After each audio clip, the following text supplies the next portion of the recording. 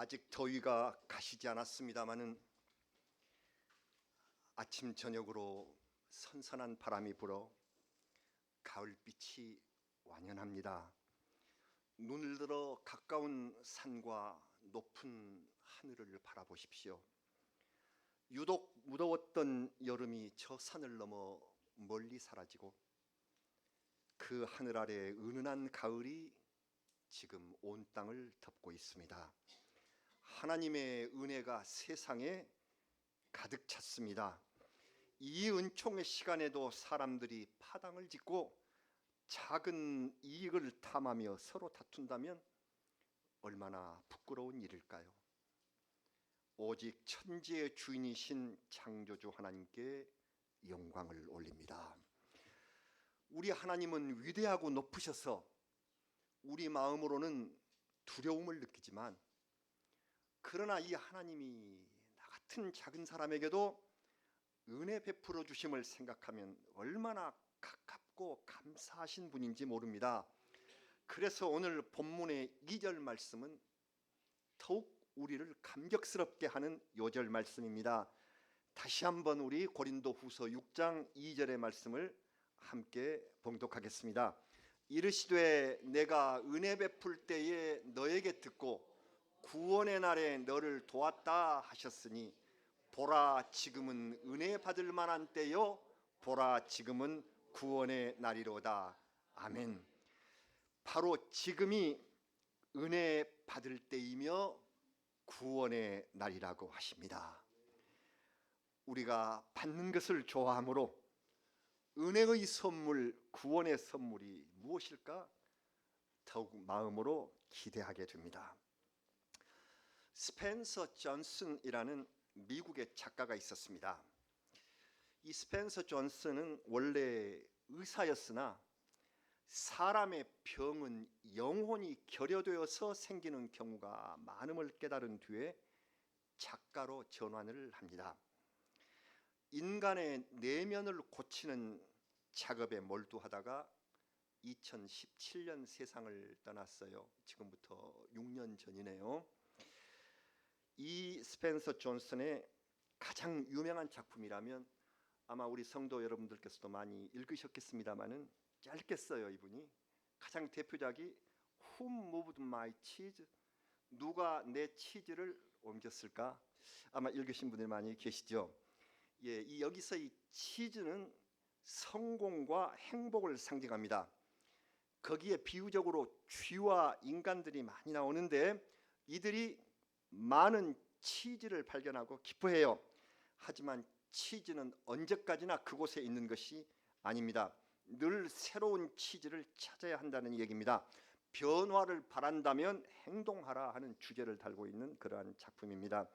이 작품의 후속편에 해당하는 이야기로 선물이라는 작품이 있습니다. 이 선물은 은혜를 깨닫는 이야기입니다. 이것도 읽어보시면 좋아요. 은혜를 깨닫는 짧은 이야기입니다. 옛날에 지혜로운 노인과 한 소년이 살고 있었어요. 스승과 제자 사이인데요. 이 소년은 노인이 들려주는 말씀을 항상 귀담아 듣습니다. 그 가운데서 잊을 수 없는 것은 세상에서 가장 소중한 선물이 있단다. 애야, 네가 이 선물을 받고 나면 너는 인생이 더더욱 행복해지고 원하는 것은 무엇이든지 훨씬 잘 할 수 있게 된단다. 그래요. 이 선물이 과연 무엇일까요? 우리도 받고 싶은 선물이 아니겠습니까? 소년이 묻습니다. 마술 지팡이 같은 것인가요? 그게? 노인이 대답합니다. 그건 아니란다. 마술이나 소원과는 전혀 관계가 없단다. 그러면 여러분은 이 선물이 대체 무엇이라고 생각하십니까? 소년은 자라서 청년이 되었고 그때까지 이 선물을 찾지를 못했습니다. 이 노인이 세상을 떠나기 전에 청년에게 말합니다. 자네가 정말 그 선물을 찾고 싶다면 자네가 가장 행복했고 가장 성공적인 때를 생각해 보게. 얼마 후 노인이 떠나고 긴 여름도 가고 가을이 사냐를 물들이던 그 시간에 청년은 드디어 소중한 선물을 깨닫고 알아낼 수 있었습니다. 그래, 바로 그거야. 정답이 무엇일까요? 오늘 말씀에 있습니다. 이 이야기의 원 제목은 The Present. Present라는 영어 단어는 선물이라는 뜻이 있고요, 그와 함께 지금, 현재라는 뜻이 있습니다. 이게 present는 똑같은 그런 의미를 지니고 있습니다. 아마 어쩌면 성경을 생각하고 그 용어를 썼는지 모르겠어요. 여러분, 세상에서 가장 소중한 선물은 바로 지금, 현재 이 순간입니다. 하나님께서 우리에게 주신 최고의 선물은 지금 우리를 살게 하셔서 지금 만나게 하고 행하게 하시는 이 모든 일, 이것이 가장 귀중하고 최고의 선물이라 하는 그 얘기가 바로 더 프레젠트입니다. 성경적으로, 신앙적으로 지금 이 시대를 생각해 봅니다. 길었던 구약 시대가 끝나고요, 예수 그리스도의 복음의 시대가 열리기 시작하자 여기 고린도서를 기록한 바울 사도가 세상을 향하여 외칩니다. 지금이 바로 은혜 받을 때요, 지금이 바로 구원의 날이라는 것입니다. 과거에 감추어졌던 하나님의 은혜가 영화롭게 임하는 바로 이 시간이 왔다는 사실, 이것은 예수님께서 우리에게 분명하게 말씀을 해주신 일이에요. 예수님의 유명한 기도장인 요한복음 17장 거기 5절에서 예수님께서 이렇게 기도하셨습니다. 요한복음 17장 5절 말씀을 우리 같이 봉독하십니다. 아버지여, 창세 전에 내가 아버지와 함께 가졌던 영화로서 지금도 아버지와 함께 나를 영화롭게 하옵소서. 아멘.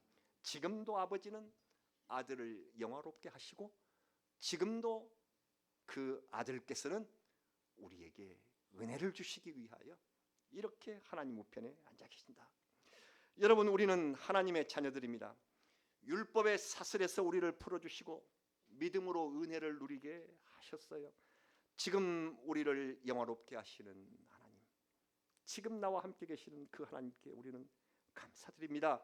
그러나 지금 누리는 이 선물이 감사한 줄 모르고 인간 정신이 나날이 황폐해져 가는 사람들이 있습니다. 조심해야 합니다. 복음과 은혜의 시대가 언제까지 열려 있을지 알 수 없습니다. 감사를 잊은 백성에게는 어느 땐가 은혜가 막히고 고통의 시대가 오고야만 한다는 사실을 우리가 기억해야 합니다. 하나님께서는 우리에게 영광의 상속을 하시기 위하여 고난을 허락하셨다 하는 유명한 말씀이 있습니다. 이 말씀 우리 읽어볼까요? 로마서 8장 17절 말씀 같이 깊게 생각하시면서 읽어보시기 바랍니다. 자녀이면 또한 상속자, 곧 하나님의 상속자요 그리스도와 함께한 상속자니 우리가 그와 함께 영광을 받기 위하여 고난도 함께 받아야 할 것이니라. 아멘. 그래서 오늘 본문 말씀에 사도 바울이 겪은 고난 목록, 고난의 리스트가 제시가 되어 있습니다. 많은 고난이 있었는데 먼저 우리 눈에 들어오는 것이 4절에 있는 환난과 궁핍과 고난. 여러분, 가난이 동반하는 인생의 제1차 고난. 우리도 가난한 시대를 살았고 지금 여유가 있다고 할지라도 가난을 극복했었던 그 어려운 시기가 있었을 것입니다. 현재의 지금 세계에서도 궁핍에 시달리는 이른바 기아 인구가 전 인류의 10% 이상이라 이렇게 보고가 되어 있습니다. UN 식량 농업 기구의 발표에 의하면 하루 세 끼 먹을 것이 없거나 영양실조 상태인 사람의 숫자가 8억 2천만이라고 하네요. 지금 세계 인구가 80억이므로 10%가 넘습니다.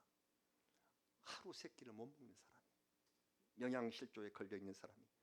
아프리카는 인구의 35%, 동남아는 18%가 이 기아 인구로서 고통받고 있다고 합니다. 세계 최고의 경제대국이라는 미국에는 궁핍이 없을까요? 저는 어렸을 때 그거 몰랐어요. 미국만 가면 다 잘 살고 다 넘치게 사는 줄로 알았어요.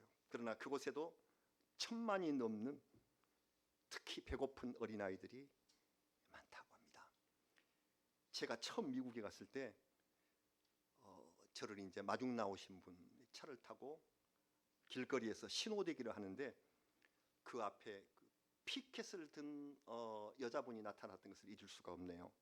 그래서 피켓을 이렇게 보니까 나는 홈리스입니다. 집이 없다고 도와주세요. 그걸 써서 신호대기 있는 차들에게 비추고 있더라고요. 아, 이게 미국인가? 제일 먼저 와서 이 일을 보다니. 그래서 제가 탄식을 하니까 저를 마중했던 그 운전해 주시는 분이 오늘은 스퀴즈맨이 없네요. 그래서 스퀴즈맨이 뭔가요? 그랬더니 바로 이 자리에서 신호대기로 멈춰 있으면 재빨리 다가와 가지고 얼른 물걸레로 유리창을 한두 번 훔치고 그리고 돈을 요구하는 스퀴드맨이라는 사람들이 바로 여기가 있는 곳이라 그래요. 은행에 들어가는 사람에게 문을 열어주고 Have a nice day 외치면서 한 푼을 바라기도 하는, 경제 제국에도 대국에도 이러한 빈곤이 많다는 현실. 이제 잘 살게 된 우리나라도 빈곤 인구가 높아져서 노인 세대를 비롯한 13.8%가 빈곤 인구다 이렇게 나오고 있습니다. 우리 어려운 시절을 넘겼고 지금도 넘기고 있습니다. 이 고난이 영광으로 바뀔 수 있다. 이것이 하나님 말씀입니다. 이런 고난뿐만이 아니라 또 매맞음과 갇힘과 난동과 수고로움, 5절에 이런 고난이 있었네요. 세상의 권력에게 당하는 박해, 올바르게 살아보려고 하는 사람들은 또한 이 고비를 넘어야 합니다. 어린아이 때부터 잠들지 못하고 열심히 공부하면서 일하지 않으면 안 되는 그러한 수고가 우리 삶을 내려누르고 있음을 봅니다. 많은 고난의 인생들입니다. 그러나 성경을 보니 기억할 것은 이 고난들이 영광을 받기 위하여 있는 것이다 하는 위로의 말씀이 있습니다. 하나님께서는 우리에게 이러한 고난이 있게 하셨으므로 이 고난을 이겨내도록 또한 예비해 주신 많은 선물이 있다 하는 사실을 성경은 우리에게 밝혀주시고 있습니다. 그래서 오늘 우리가 읽은 말씀에서 고난의 목록들이 쭉 나열되다가 선물의 목록으로 바뀝니다. 이러한 많은 고난이 있지만 하나님이 예비하신 선물이 있다. 우리 읽었지만 다시 한번 고린도후서 6장 6절과 7절 그 선물의 목록들을 우리 한번 같이 봉독합니다. 깨끗함과 지식과 오래 참음과 자비함과 성령의 감화와 거짓이 없는 사랑과 진리의 말씀과 하나님의 능력으로 의의 무기를 좌우에 가지고, 아멘, 이런 말씀입니다. 고난을 견디는 무기를 우리에게 우리의 좌우 두 손에 들려주셨다. 이 고난을 이기면 영광으로 우리가 갈 수 있도록 영광의 선물을 우리의 좌우 두 손에 들려주셨다 이렇게 하셨습니다. 그리고 오늘 성경 말씀은 영광과 욕됨으로 이어집니다. 영광과 욕됨, 욕됨은 수치라는 뜻입니다. 우리 삶이 고난에서 끝나버린다면 수치요, 이것을 이겨내는 인생은 영광입니다. 지금 우리의 삶은 수치가 강할까요? 아니면 영광의 자리에 들어서 있을까요? 오늘 성경 말씀에서 영광과 수치로 이루어진 9개의 대조법이 있습니다. 문학에서는 이것을 아주 아름답게 생각합니다. 영광과 욕됨의 9가지 대조법. 오늘의 말씀 어떤 것인가요? 수치의 편에 있는 수치의 모습들을 봅니다. 욕됨, 악한 이름, 속이는 자, 무명한 자, 이름이 없는 사람이란 뜻이죠. 죽은 자, 징계를 받는 자, 근심하는 자, 가난한 자, 아무것도 없는 자. 욕됨 속에 포함되어 있는 인생의 9가지 모습들. 그래요, 우리는 그렇게 진실하지도 못하고 유명하지도 못하며 근심과 가난에 떠들린 사람에 불과했습니다. 그러나 지금 우리에게 내리시는 하나님의 은혜를 받으면 이 수치스러움이 영광으로 향하는 출발점이 될 수 있다고요. 그래서 욕됨이 영광으로 변하며 악한 이름이 아름다운 이름으로 변하고 참된 사람, 유명한 자, 살아있는 자, 죽임을 당하지 않고 사함을 받은 자, 항상 기뻐하는 자, 많은 사람을 부요하게 하는 자, 모든 것을 가진 자, 이렇게 바뀌어진다고 오늘 성경은 우리에게 가르쳐 주시고 있습니다. 여러분, 악하고 속이고 징벌을 받는 것은 수치입니다. 하지만 지금 하나님이 주신 이 선물, 이 은혜를 받는다면 거기 아름다우며 참되며 용서가 넘치는 영광이 임하게 된다는 사실을 오늘 이 말씀을 통하여 확신하시기 바랍니다. 이 말씀을 믿고 영광의 자리로 나아가시기 바랍니다. 예수님께서 세상에 계실 때 시몬이라는 바리새인의 초청을 받아서 그 집에 가셨을 때의 일입니다. 어떤 죄 많은 여인이 나왔어요. 그래서 그 여인이 예수님께 나와서 눈물로 머리털로 향유로 주님의 발을 적셨습니다. 바리새인은 그 모습을 보면서 생각하기를, 왜 이런 죄인 여자가 내가 예수님 대접하는 이 자리에 왔나.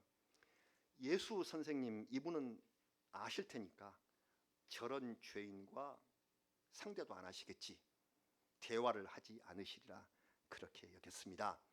그때 하신 주님의 말씀입니다. 이 말씀 누가복음 7장 41절과 42절에 있는데 우리 이 말씀 한번 같이 읽어보실까요? 주님의 말씀입니다. 이르시되 빚 주는 사람에게 빚진 자가 둘이 있어 하나는 500데나리온을 졌고 하나는 50데나리온을 졌는데 갚을 것이 없으므로 둘 다 탕감하여 주었으니 둘 중에 누가 그를 더 사랑하겠느냐. 아멘. 예수님의 질문이십니다. 한 데나리온이 사람들의 그 하루 임금이니까 10만 원으로 한번 계산해 본다면 한 사람은 5천만 원의 빚을 졌고 한 사람은 500만 원의 빚을 졌군요. 그런데 은혜로운 주인이 이 빚을 다 없애줬어요. 그렇다면 누가 주인을 더 사랑할까? 누구의 사랑이 더 클까? 이 바리새인 시몬이 대답하기를, 많이 탕감받은 사람입니다. 그러자 주님도 옳다, 그 말이 옳다 하셨습니다. 뭘 말할까요? 수치가 많은 사람, 하나님 앞에서 고난을 더 많이 받은 사람들, 그래서 욕됨으로 살았던 인생이 주님께로 돌아오면 주님을 향한 사랑과 영광이 더욱 큽니다. 그래서 그 자리에 예수님을 대접하기 위하여 모신 바리새인 시몬보다 죄 많은 여인의 사랑이 더 많고, 그래서 주님 앞에서 영광이 더욱더 빛납니다. 여러분, 집을 나갔다가 회개하고 돌아온 탕자, 그 아들이 있습니다. 그 아들이 이제부터 아버지를 사랑하는 것이, 집 가출하지 않고 집에 있었던 그 큰아들의 사랑보다 이제 작은 아들 탕자의 사랑이 더 크게 될 것입니다. 우리도 이름 없이 살면서 병과 근심으로 지친 인생이었다고 한다면 오늘 지금 바로 주님 앞에 나와서 약속하신 은혜를 간절히 구하면 오히려 내 인생의 고난과 욕됨, 수치가 큰 사람일수록 우리 주님을 더더욱 사랑할 수 있습니다. 그 사람이 더 은혜로운 하나님의 자녀가 됩니다. 여러분, 대학 입시나 이 입사 시험에서 사람을 뽑을 때 합격권 내에 있었던 사람, 이 사람은 합격 통보를 받고도 그다지 큰 감격이 없습니다. 어떤 사람이 더 감격할까요?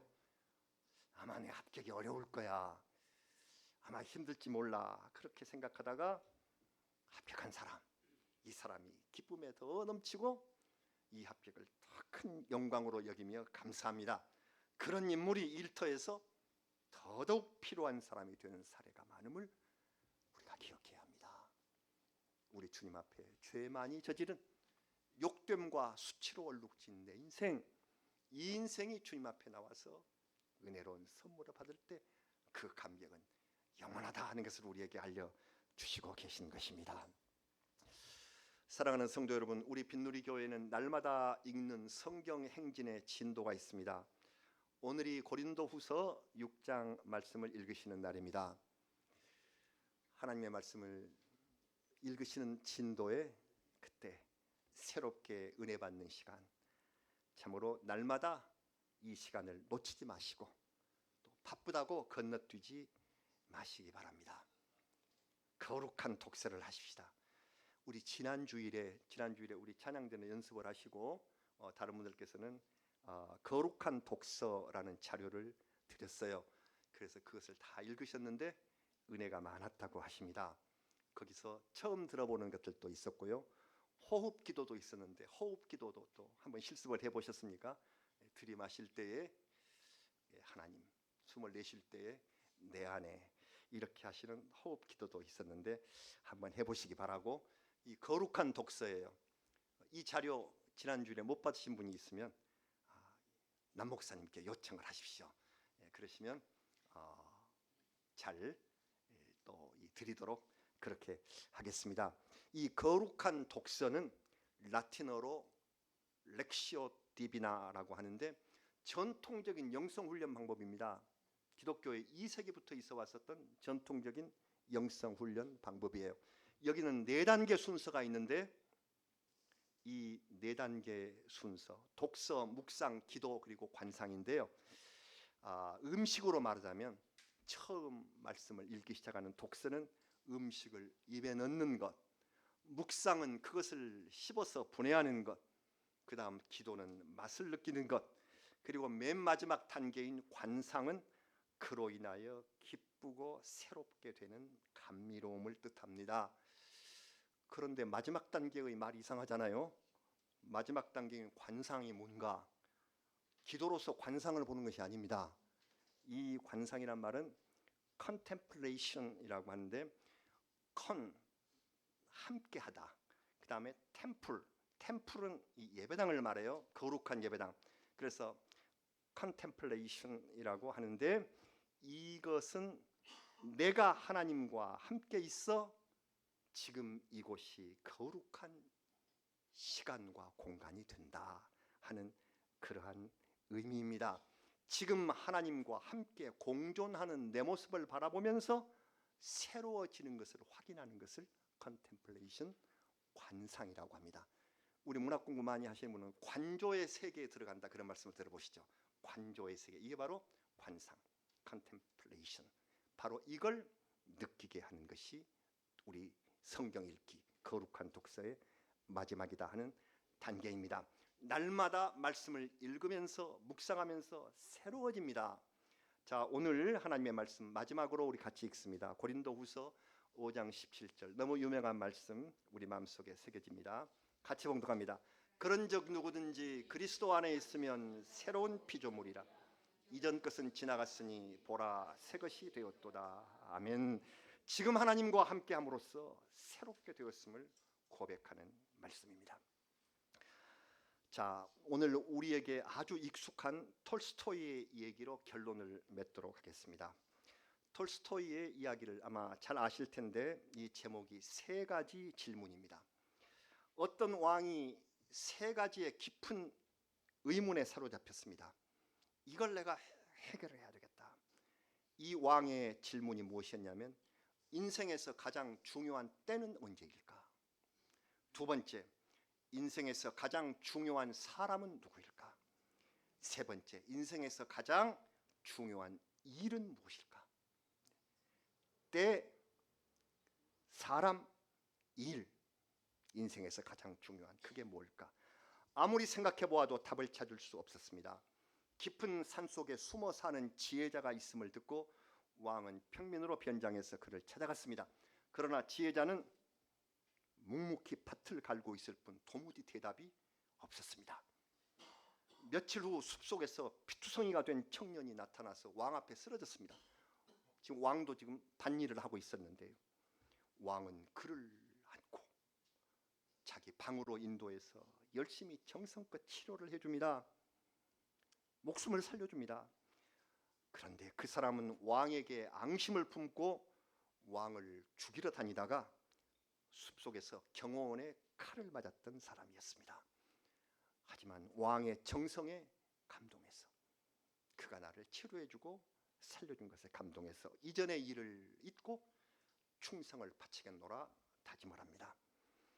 이때 지혜자가 비로소 입을 엽니다. 왕이시여, 왕께서는 이제 답을 얻으셨나이다.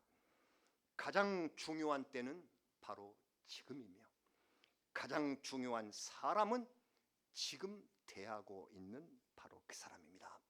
가장 중요한 일은 지금 대하고 있는 그 사람에게 사랑을 베푸는 일입니다 하고 대답했습니다. 이 모든 대답에 지금이 들어갑니다. 지금 만나는 사람, 지금 만나는 그에게 사랑을 베푸는 바로 이 일, 이것이 은혜 받는 중요한 시간이며 진리입니다. 사랑하는 여러분, 가을이 왔습니다. 올해 여름은 유난히도 더웠으며 그에 따라 힘들고 괴로운 일이 많으셨지요. 몸의 건강을 잃으신 분들이 많습니다. 그러나 이 고난의 욕된 상황 가운데서도 우리를 사랑하시고 은혜 베푸신 주님의 손길을 생각해 봅니다. 수치와 욕됨 속에 헤매던 내 인생을 붙드시고 가장 중요한 선물을 내려주셨습니다. 그 선물은 하나님이 주관하시는 지금이라는 현재를 우리에게 맞이하게 해 주신 것입니다. 그래서 하나님의 자녀들인 우리는 지금 서로 만나게 하셨습니다. 내 앞에서 나를 찾아와 만나는 그 사람이 있다는 것은 이것은 하나님의 은혜입니다. 그리고 마지막 선물은 바로 우리가 만난 이 사람을 사랑하고 정성을 베푸는 일입니다. 이런 일을 하는 사람은 지금 최고의 은혜를 받은 사람이며 구원의 날에 영광을 얻게 될 하나님의 자녀이신 것입니다. 우리 다 같이 기도드리겠습니다.